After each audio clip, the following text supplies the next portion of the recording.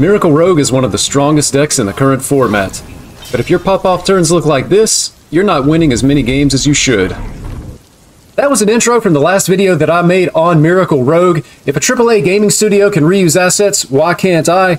I'm Uncorrupt, and I'm going to be showing you the newest, freshest list for Miracle Rogue in Standard Hearthstone. I've got the list pulled up right here. I just want to go over a couple of things. If you're interested in trying this list for yourself, you're going to be able to find that deck code in the description. You can see the list here. One of the things that you're going to notice right off the bat is that we have actually cut the Maestra package. That package just being Maestra and Wildpaw Knolls. We don't really need the Wildpaw Knolls in this version of the list, and I'm going to show you why as we take a look at it. Scribbling Stenographers are actually going to be what's taking the place of those Knolls. These are 4/4s with Rush. We're going to make sure that we play enough cards in a single turn that when we get these down, they're going to be free 0 mana cards. Speaking of 0 mana cards, we've got the Frostwolf War Masters in this version again. We're going to play this card for free for 0 mana. Now you might be thinking to yourself, well, why are we wanting to play all these 0 mana cards? And the reason why is because that's where we get our big pop-off turn with this deck. We need to play as many cards as possible in a single turn to be able to get the biggest minions off of a Sinstone Graveyard and or the biggest weapon off of a Necrolord Draka. So in the early game, we're not going to be doing a whole lot. We might be replacing the cards in our hand. For example, if we have a Door of Shadows or a Gone Fishing, these cards will replace themselves. We want to make sure that we keep the biggest size hand as we possibly can. And we're not worried about losing board in the early game because when we have our pop-off turn, we're going to have things like Serrated Bone Spike, as well as the Scribbling Stenographers to be able to remove any minions that are on the board. It puts power in play for us, as well as giving us our big minion from the graveyard and our big weapon from the Necrolord Draka. The rest of the list is going to look pretty familiar, but you will notice Mailbox Dancer actually makes the cut here. We can play this, it gives us a coin, it's an additional coin, an additional mana, which really feeds into our game plan. And we can also consider actually shadow stepping the Mailbox Dancer, especially if it's in our pop-off turn. That's going to give us more cards played in a turn, more coins to be able to play, which gives us extra mana. Being able to cheat mana with this deck is really strong because, again, it allows us to play more cards in a single turn. And the other interesting thing about this deck is, to refill our hand, we're actually running 2 copies of Sprint. Sprint allows us to draw 4 cards, helps us to set up a bigger pop-off turn. One of the plays that I found to actually be pretty good in a lot of matchups is Preparation Sprint on turn 3. Draw cards, have a huge hand size going into turn 4, and then with things like Preparation or extra coins or Serrated Bone Spike, we can potentially get down a really big minion from the Sinstone Graveyard or a big weapon from the Necrolord Draka. Also, another thing just to keep in mind here, because we are not running the Maestra package, we don't need to stay in our disguise. We can feel free to play rogue cards. If we have a Sinstone Graveyard in our hand on turn 2, I would go ahead and drop it. Let's spend that mana, and then it's going to help us set up for a big turn when we go for our big pop-off. I'm sure you're done listening to me talk about the deck. Let's hop into a game, and I'll show you how it goes. Like we're up against Druid, I would expect this to likely be aggro Druid, just based on what I've been seeing on the ladder. Unfortunately, with this deck, your opponent doesn't really change the mulligan. We're almost always going to be looking for the same stuff because we're really paying more attention to our pop-off turn and less worried about what our opponent's going to be doing. So I'm going to keep the Shroud of Concealment, and I'm going to toss the rest of this. Shroud would be a keep. I would keep Location, Necrolord Draka. And if I had Preparation in hand, I would probably also keep a Sprint. So turn 1 trade into turn 2 Graveyard into turn 3 Shroud is pretty much what we're looking at here. It's nice to get a Graveyard in hand early. 40 health Druid we can see right off the bat here, so we know that it's actually not going to be aggro Druid. We'll pass turn to our opponent. So we actually have both locations in hand, which is really good for us. And we also were able to discount the Shroud, which is, again, really good for us. So we are going to... We could actually just trade again here. If we trade and discount the Shroud, that would be pretty insane, but we want to guarantee that we spend our mana this turn, so I think we're just going to go ahead and get down the location and pass here. Could have considered Shroud, but I think next turn it's going to be trade and maybe the second location, and possibly we discount the Shroud again as well, but things are going to be shaping up pretty well here, it looks like, in this game. We should be able to get a nice big pop-off. We actually... Yeah, this is looking pretty good. It's going to get the second location down and pass. Next turn, we're definitely going to Shroud. and then probably pop off on turn 5 with the biggest possible minions that we can get. Hopefully our opponent's not able to ramp here, but we need big minions that would survive something like a Scale of Onyxia in this matchup. We're going to need like a 2-turn lethal pretty much against our opponent here, so things looking good.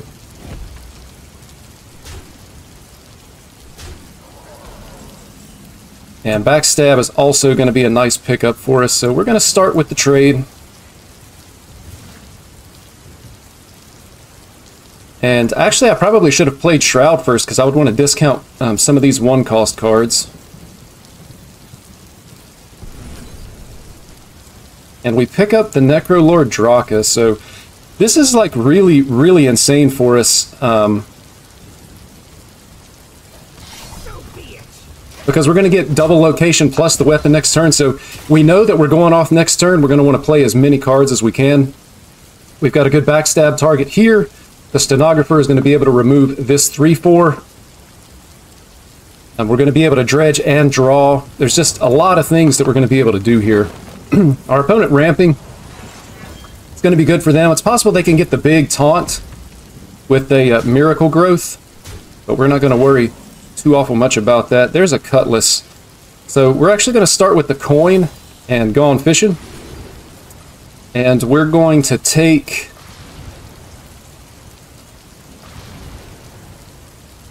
going to take a Bone Spike here. And then we are going to go on fishing again, and we're going to take the Preparation. And we have to make sure that we do this in the correct order, so let's go ahead and backstab. And we're going to go ahead and draw with the Door of Shadows here. Sprint, kind of a dead card. And we're going to punch this. And unfortunately, I've already misplayed this turn a little bit. I really wanted to swing face with the Draka weapon here. And we're going to do this guy. We're going to hit here. Yeah, I have grossly misplayed this turn, unfortunately. Just not paying attention to what I was doing. So ideally here, I would have been able to play more cards, I would have had bigger minions, I would have had a bigger weapon, and I actually would have punched their face with the weapon this turn. So a grossly misplayed turn on my part, and I have no excuse. I just totally misplayed. So if you can imagine, we would actually be in an even stronger position if I played this turn correctly. So unfortunately for me, making myself look like a fool right here on the internet. But I'm joining the millions of other people doing exactly the same thing. So again, unfortunately, I misplayed the turn. I should have gone Backstab on the Renathal, then I could have serrated Bone Spike on the Renathal. I would have been able to Stenographer into the 2/1, and then, you know, it would have allowed us to play more cards. And again, you know, my attack should have gone into the opponent's face here. So really unfortunate, but likely we're still going to win the game just because our pop-off turn was still pretty good. And it looks like they're going to be trading. Yeah, they are going to trade. We have Sprint just to refill our hands, which is exactly what we're going to do. Everything else is going to go face. Unfortunately, we should be killing our opponent this turn, but because of my misplays, we're not able to do that. And I guess we'll start with a trade here. And the opponent actually concedes. The game was won. I was going to sprint, send all damage face, set him to 3, and then we had the win on the following turn. Another game, this time against Paladin. I'm actually going to full keep this. I think I can keep Mailbox Dancer. You know, keeping the Cutlass is fine because it discounts. And, of course, we would always want to keep Shroud anyway.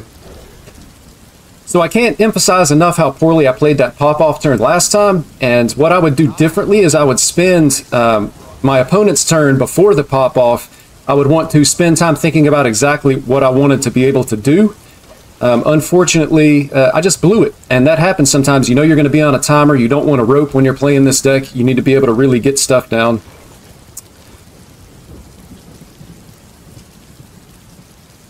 And I think we're just going to go ahead and put a coin in our hand on the next 2 turns. They're going to be able to get some damage face as well. Unfortunately, we're giving our opponent coins, and they kept a lot of cards, so we would expect them to have powerful things. If they can get a lot of coins into Cariel early, that's going to be super bad for us. We can actually just trade again here, I think. Discounted Door of Shadows, and we'll play this guy. So the Door of Shadows is actually going to potentially be able to be infused here. So what we're actually missing right now is payoffs like Sinstone Graveyard and Necrolord Draka. I'm going to try to pay a little bit more attention this game to make sure that I'm doing the correct plays. Here's an Okani. Doesn't necessarily matter what they take, I don't think. They could block a minion, they could block a spell. We're not worried either way, and we're not going to try to do anything with this. If they block, I would assume that they're blocking a minion here, would just be my guess. We're probably going to have to test with a coin first, though, because we can't afford to lose our Shroud of Concealment. So we will test, and they actually block a spell, which is a pretty interesting choice from our opponent.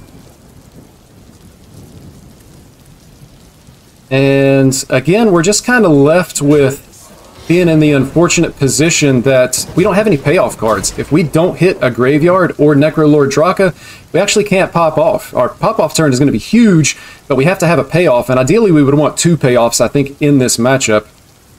We need to kill the Paladin, hopefully, before they can actually get to Cariel.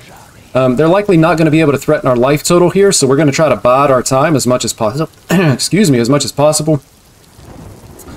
We're going to have 8 cards in hand. If I drew a preparation, I would probably just prep. I'm sorry, if we drew a sprint, I'd probably just prep sprint. They do have a coin in hand. Second Stenographer.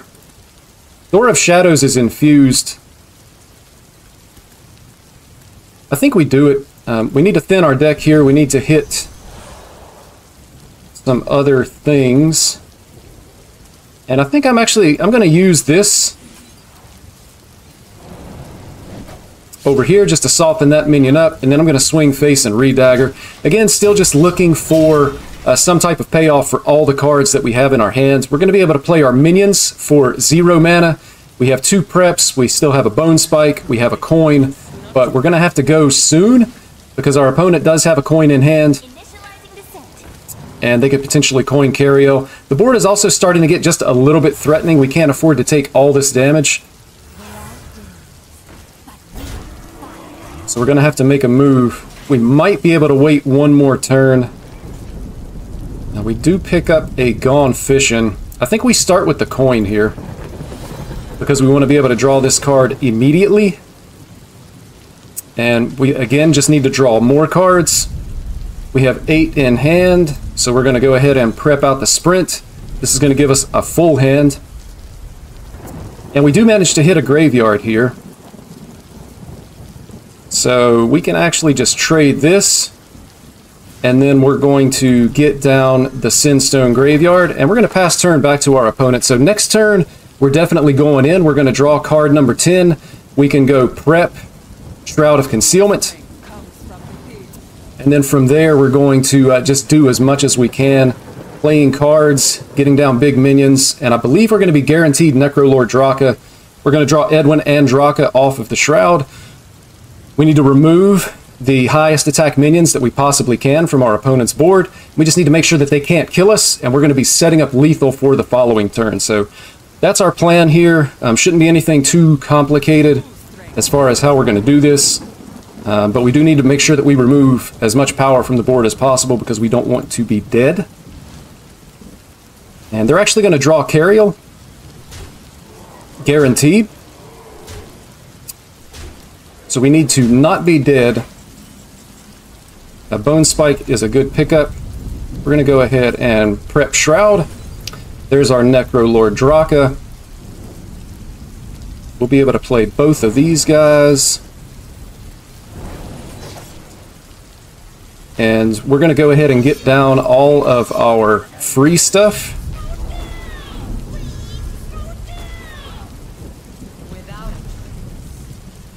I'm going to hit here.